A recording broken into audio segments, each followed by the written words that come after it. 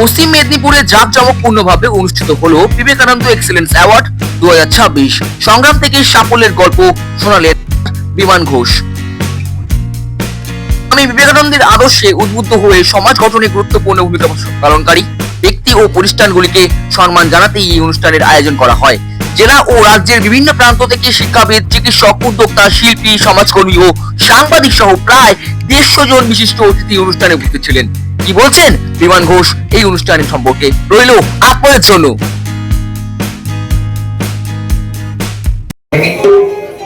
অনামিকা গুচ্ছাইতের পরে editorial contribution অ্যাওয়ার্ডের জন্য ডেকে নেব প্রসূন কান্তি দাসকে। Editorial contribution service and technical contribution অ্যাওয়ার্ডের জন্য ডেকে নেব বিষ্ণু মাহাতাকে। লং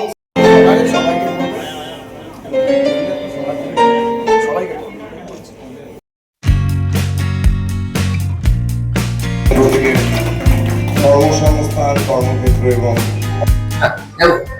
আজকে কোন সেক্টরে অ্যাওয়ার্ড পাচ্ছি, কেমন লাগছে? আমি বেসিক্যালি স্পোর্টস সেক্টরে অ্যাওয়ার্ড পাচ্ছি, মার্শাল আর্টস করি, তো আমি ন্যাশনাল লেভেল ক্যারাটে প্লেয়ার, তো ওই সূত্রেই আর কি নমিনেট হতে আমি এই অ্যাওয়ার্ডটা সিলেক্ট করি। কেমন লাগছে? খুবই ভালো লাগছে, খুবই প্রাউড ফিল করছি। মানে এরকম একজন এত বড় পার্সোনালিটি নামে যা অ্যাওয়ার্ড সেরিমনিটা, তো সেখানে মানে একটা পার্ট থেকে খুবই ভালো লাগছে। এই অ্যাওয়ার্ডটা কাকে ডেডিকেট করতে চাই? এই অ্যাওয়ার্ডটা আমি সবার আগে আমার মাকে ডেডিকেট করতে চাই, তারপর মানে আমার গডফাদার হানসি ফ্রেন্ড দিচ্ছেন, ওনাকে ডেডিকেট করতে চাই। সেইটাই। কেমন লাগছে এখানে এসে এবং কি বলতে চান? অসাধারণ লাগছে। আর আপনি কি ধরনের অ্যাওয়ার্ড পাচ্ছেন? চিফ গেস্ট নামটা? শুভদীপ নাগ।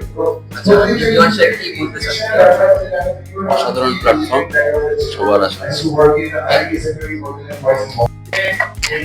আজকে কোন বিষয়ে অ্যাওয়ার্ডটা পাচ্ছেন এবং কি বলতে চান?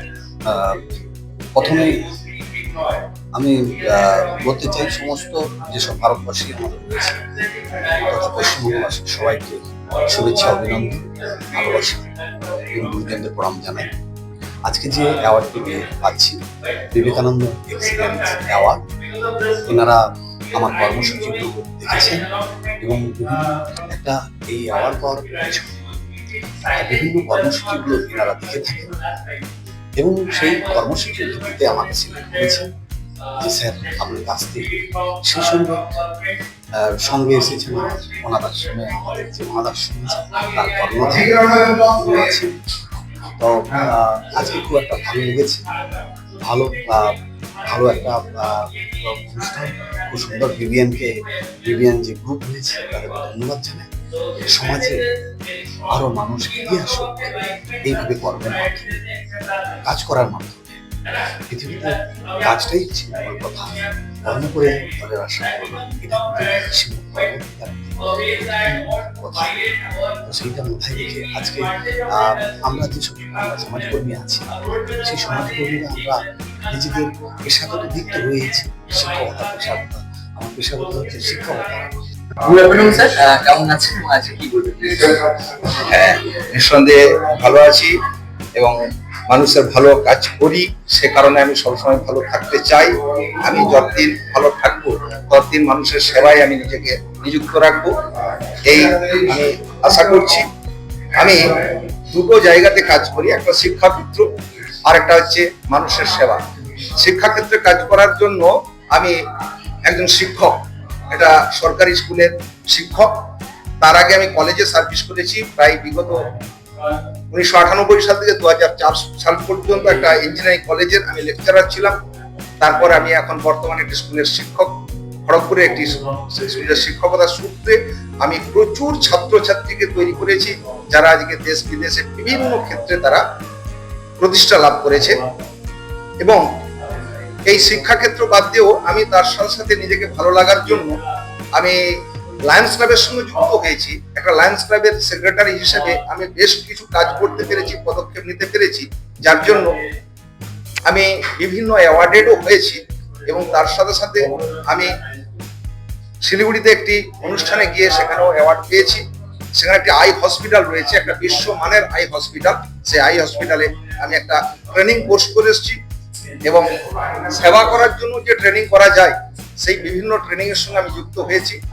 এবং লায়ন্স ক্লাবের মাধ্যমে একটা নিজে নিজে কোনো কাজ করা যায় না, আমি একটা লায়ন্স ক্লাবের মাধ্যমে বিভিন্ন কাজগুলো করতে পারি। সেই লায়ন্স ক্লাবের মাধ্যমে ছাত্রছাত্রীদের উপকার করি, চাইল্ড ক্যান্সারের উপর কাজ করি, ফুড ফর হাঙ্গারের উপর কাজ করি, তাছাড়া ব্লাড ডোনেশন ক্যাম্প করি, ট্রি প্ল্যান্টেশন প্রোগ্রাম এইসব করে থাকি। এই বিষয়ে আমি বেশ নিজেকে গর্ববোধ করি। খুব ভালো লাগছে। আমার নাম দীপ, প্রথমে বলি আমি প্রারম্ভের একজন ভোকালিস্ট, আমার সাথে দেবযানী আছে।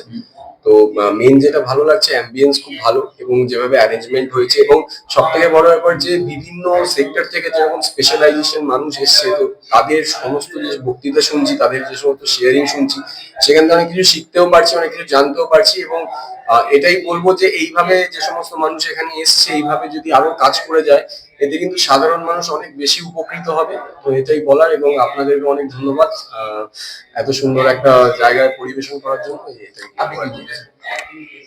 আমি অনেক দূর থেকে এসে এখানে খুবই ভালো লাগছে। মানে এত প্রথমে এটাই বলবো যে সব থেকে মানে এত সুন্দর একটা পরিবেশ, আর সব ট্যালেন্টেড যারা এখানে অনেক চান্স পেয়েছে, তারা নিজেদেরকে দেখাতে পারছে, ওদেরকে অ্যাওয়ার্ড দেওয়া হচ্ছে, খুবই ভালো লাগছে। এরকম চলতে থাকলে অনেক ট্যালেন্টই এখানে সুযোগ পাবে, পরবর্তীকালে অনেক ভালো কিছু হবে। সঞ্চালনা থেকে অ্যাঙ্কারিং সমস্ত কিছুই করছেন এবং গানও করছেন, কেমন লাগছে, কি বলছেন? It's a fantastic experience, like ভীষণ ভালো অনুভূতি। আর বিবিএন গ্রুপের সাথে এই কয়েকদিন আগেই আলাপ, এবং তারপর থেকে আমাদের প্রোগ্রামস এখানে বুক হয়। আমি already working in this cultural sector from last long time. তো লাস্ট আজকে ওই India star of the year 2025 এর কথা মনে পড়ছে, যেটা অন্নপূর্ণাতে হয়েছিল। তারপরে ওরকম একটা প্রেস মিট ছিল, এন্ড আজকের আরেকটা প্রেস মিট, যেটা বিবিএন গ্রুপ। সব থেকে বড় কথা, বিবিএন গ্রুপ যে ভার্সেটাইল সেক্টরে কাজ করছে, যেখান থেকে আমরা দেখতে পাচ্ছি arts, culture, education, many different sectors যেটা প্রোভাইড করছে, সেটা সমাজের জন্য ভীষণ গুরুত্বপূর্ণ, ভীষণ ভ্যালুয়েবল। তো এত বিউটিফুল একটা ইনিশিয়েটিভের অংশ হতে পেরে, হোস্ট করতে পেরে, being an MC, I'm really grateful to enter BBN Group, বিমান স্যারের প্রতি, এবং ম্যাডি এবং যার থ্রুতে আজকে এই প্রোগ্রামটা এখানে বুক হয়েছে। এন্ড আমি আজকে এখানে গ্র্যান্ড হোস্ট অ্যান্ড ভোকালিস্ট, আমার প্রারম্ভ ব্যান্ডও এসছে সাথে, সাথে বিভো, দেবযানী আছে, মিউজিশিয়ানস আছে। তো সবাই মিলে চেষ্টা করছি যতটা ইউফোনিয়াস ক্রেডিবিলিটিস অ্যান্ড লিগাসিস প্রোভাইড করা যায়। And overall experience and the feelings are really great. Thank you so much for this bite, and আপনাদেরও মিডিয়া প্রসেস করুক, আরো অনেক দূর এগিয়ে যাক, মানুষের কাছে মনে স্থান নিক, এটাই বলবো।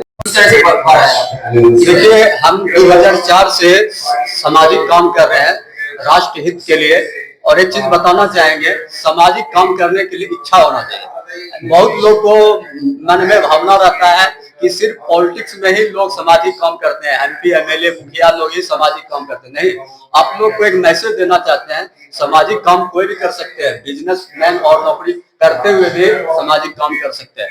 हमको 2025 में भी बहुत सारा अवार्ड मिला है, 2026 में भी मिला है, आज आप लोग के सामने में है विवेकानंद एक्सीलेंस अवार्ड हमको मिला है।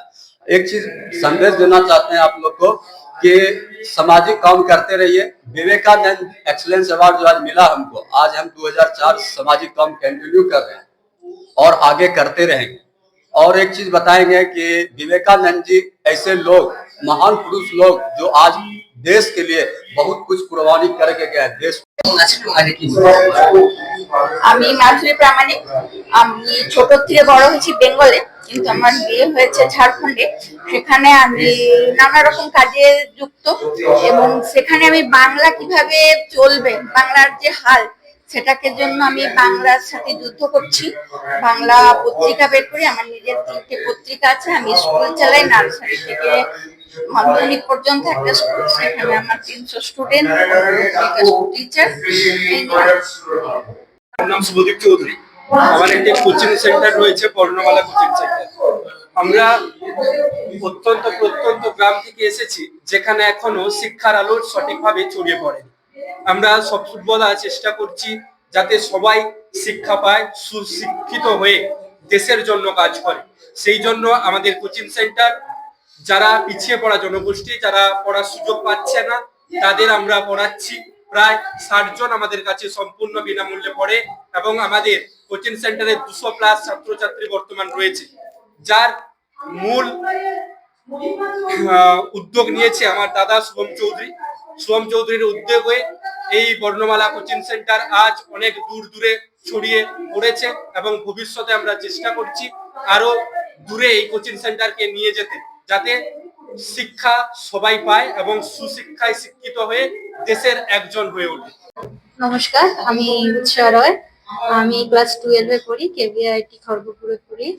আর আমার এই কাজে আমার principal ma'am, class teacher and আমার মা খুবই সাথ দিয়েছে।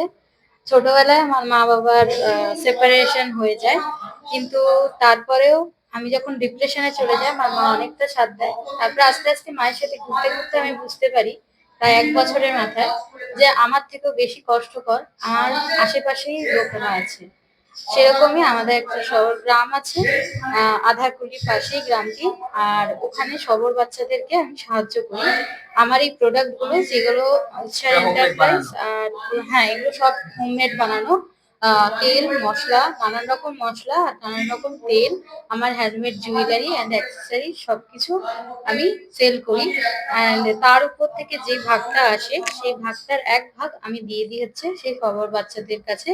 আর তাদেরকে আঁকা এবং পড়াশোনাতে আমি হেল্প করি। এবং আমি এটাই সবাইকে বলতে চাই যে আমার সাহায্য করুন এবং নিজেদেরকেও একটু জাগরণ করুন আর তাদের পাশে গিয়ে দাঁড়ান। তাদেরকে একবার গিয়ে অন্তত দেখুন, আমার সাথেই যেতে পারেন আপনারা, গিয়ে একবার দেখুন যে তারা কতটা কষ্টে আছে, তবে আপনারা বুঝতে পারবেন যে আমরা মানুষরা কি কি করতে পারি। সো বেসিক্যালি অ্যাওয়ার্ড যখন পেয়ে গেছি বলি, আমাদের হচ্ছে একটা ব্লগিং চ্যানেল আছে ক্রাউড কানেক্ট নামে। লাস্ট 8 মাস আগে আমরা শুরু করি। সো এখন আমাদের অ্যাক্টিভ 80,000 ফলোয়ার্স আছে, মান্থলি 2 মিলিয়ন প্লাস ভিউ আছে, ফেসবুক, ইনস্টাগ্রাম, আর তাছাড়া আমরা হচ্ছে সোশ্যাল মিডিয়া হ্যান্ডেল করি। তো আমাদের পেজটা যেমন হ্যান্ডেল করছি সেরকম আরো 20 থেকে 21টা পেজ আছে যেগুলো আমরা হ্যান্ডেল করি। এই জন্যই অ্যাওয়ার্ডটা পেলাম যে খুব তাড়াতাড়ি আমরা এতটা গ্রো করেছি।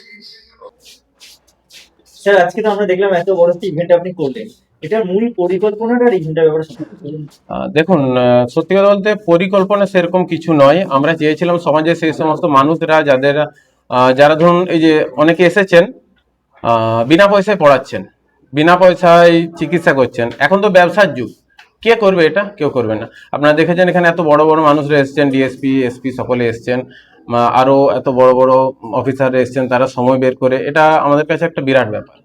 আর আমাদের উদ্দেশ্য, যেটা আমি আপনাকে প্রথমেই বললাম তখনও, যে ব্যবসায়িক ক্ষেত্র আমার উদ্দেশ্য নয়। আজকে যে লেভেল থেকে শুরু করে আজকে যেখানে আমরা এসেছি, আজ এত এত ছেলে মেয়ে কাজ করছে।